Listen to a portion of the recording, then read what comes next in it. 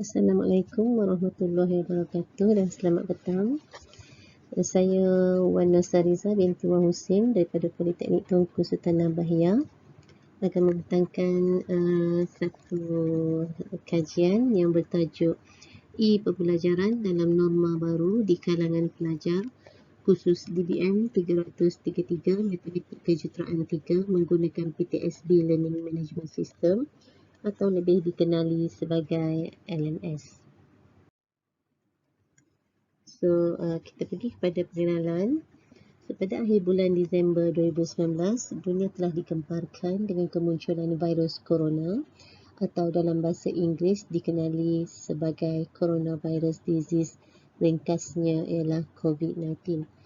So, penularan wabak COVID-19 ini telah memberi kesan kepada hampir keseluruhan manusia, terutama dari segi ekonomi, kesihatan, aktiviti sosial, politik, budaya dan pendidikan. So, sektor pendidikan adalah satu sektor yang paling berkesan kerana semua sekolah dan IPTS ataupun IPTA terpaksa ditutup untuk mengelakkan penularan wabak COVID ini. So, aplikasi pendidikan komputer dan penggunaan komputer merupakan satu revolusi dalam pembelajaran di abad ini dan semakin berkembang sehingga menghasilkan konsep pembelajaran e-learning. So, konsep pembelajaran e-learning ini setiap pelajar perlu memanfaatkan teknologi dan aplikasi dalam talian. So, e-pembelajaran merupakan proses yang dapat memudahkan lagi pengajaran dan pembelajaran yang melibatkan proses komunikasi secara langsung antara pelajar dan pensyarah di atas talian, dan pembelajaran di atas talian ini telah memberikan tekanan kepada semua warga pendidik kerana setiap pendidik terpaksa mengadakan semua kelengkapan peralatan untuk melaksanakan pengajaran dan pembelajaran di atas talian. Dan bukan hanya warga pendidik, para ibu bapa juga agak terkesan kerana perlu memantau lebih anak-anak dalam membuat sebarang tugasan ataupun homework di rumah.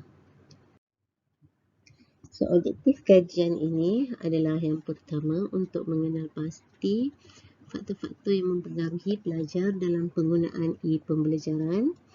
So, faktor-faktor utama yang akan diambil kira adalah isi kandungan, inisiatif individu, inisiatif pensyarah, kegunaan, kesenangan untuk digunakan dan reka bentuk e-learning. So, yang kedua, kita akan mengenal pasti faktor demografi. Yang ketiga, kita akan mengenal pasti juga masalah-masalah yang dihadapi oleh pelajar semasa menggunakan e-pembelajaran.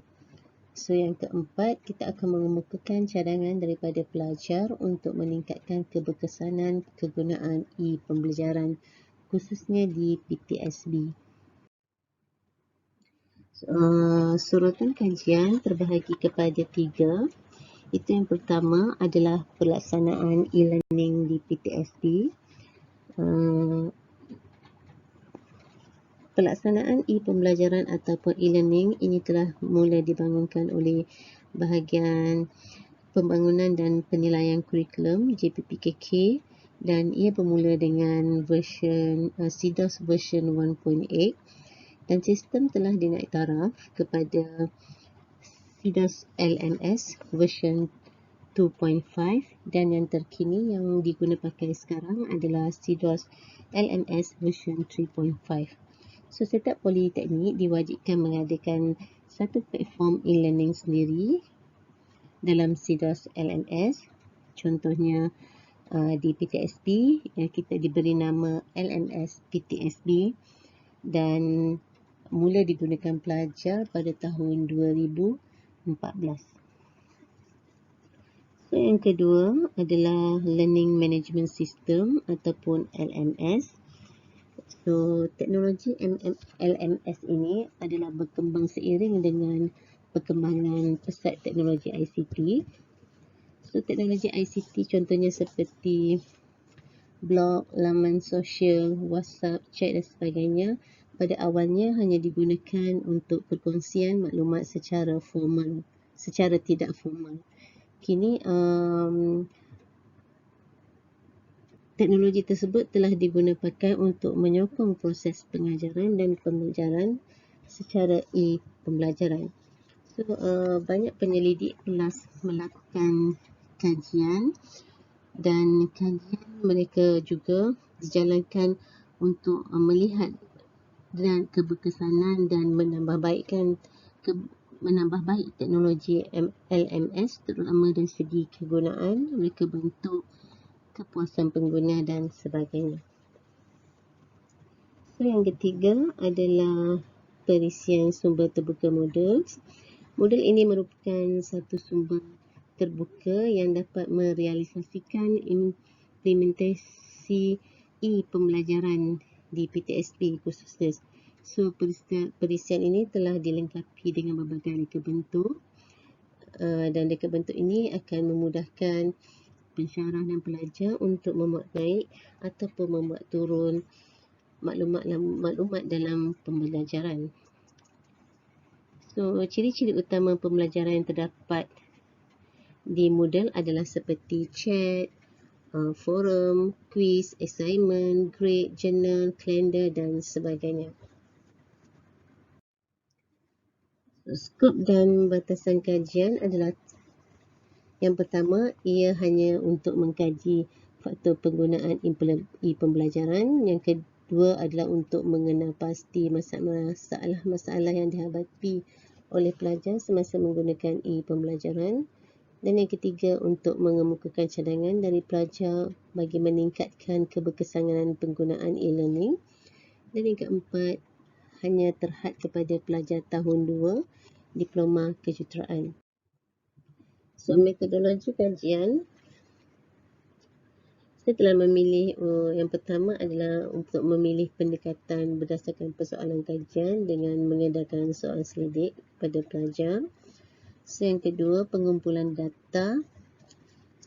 Pelajar yang sampel kajian adalah pelajar diploma kejuruteraan yang terdiri daripada kursus diploma mekatronik dan diploma kejuruteraan mekanikal, dan adalah responden adalah seramai 63 orang. Kemudian kita akan buat analisis daripada data yang diperolehi.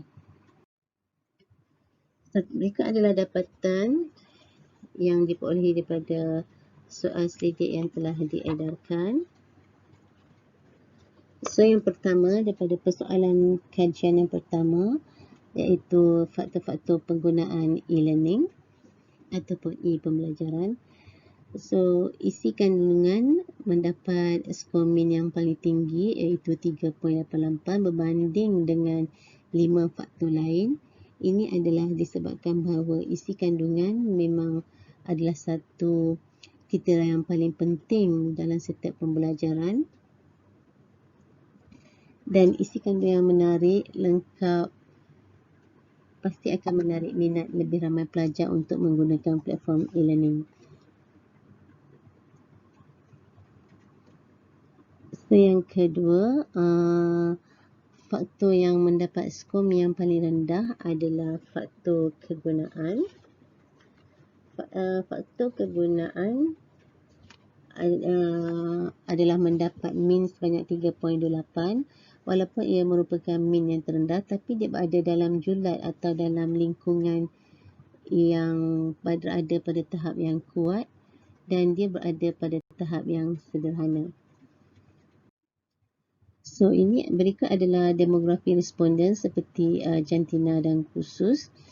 So, terdapat 42 orang pelajar lelaki dan perempuan sebanyak 21 orang. Khusus diploma mekatronik terdapat 30 orang dan diploma kejuruteraan mekanikal adalah 33 orang. So, yang ketiga adalah masalah yang dihadapi oleh pelajar menggunakan e-learning. So, persoalan pertama adalah tidak mempunyai kemudahan internet sendiri di tempat kediaman untuk mencapai e-learning dan mendapat min keseluruhan dia adalah 3.52. Yang kedua, tidak berminat menggunakan segala kemudahan yang ada di dalam e-learning dan mendapat min keseluruhan adalah 2.53. Yang ketiga, tidak pandai mengguna atau mengakses e-learning dan mendapat 2.0 min. Dan yang last, perlu meluangkan masa lebih untuk mengakses e-learning merupakan min yang kedua tertinggi. So, hasil kajian juga telah mendapati bahawa min keseluruhan bagi masalah-masalah yang didapat oleh pelajar adalah 3.0 dan masih lagi berada dalam lingkungan tahap sederhana. So, berikut adalah cadangan pelajar bagi meningkatkan keberkesanan penggunaan e-pembelajaran. Di antara cadangan yang diberikan oleh responden adalah seperti berikut. Yang pertama, semua pensyarah perlu lebih kerap mengguna dan mengemaskini semua bahan pengajaran bagi subjek yang diajar sebelum kelas bermula. So, yang kedua, semua pensyarah perlu menjadikan e-learning sebagai salah satu sumber penyampaian maklumat yang berkesan di dalam kelas. Yang ketiga, semua subjek yang sama dapat digabungkan, semua pelajar boleh berkongsi maklumat dengan pelajar dari seksyen atau kelas yang lain. So, yang keempat, perlu memperbaiki reka bentuk e-pembelajaran supaya ia menjadi lebih interaktif. Yang kelima, perlu memperbaiki antarmuka e-pembelajaran supaya menjadi lebih kreatif, menarik dan cantik. Yang keenam, pensyarah perlu memaknai turun nota dan sebaik-baiknya adalah dalam bentuk Microsoft Word untuk memudahkan pelajar memuat turun nota tersebut. So, yang ketujuh, mengadakan pertandingan di e-pembelajaran untuk menarik lebih minat pelajar menggunakan e-pembelajaran. Dan yang terakhir adalah mengurangkan masalah server down supaya e-pembelajaran boleh diakses pada bila-bila masa walau di mana pelajar berada.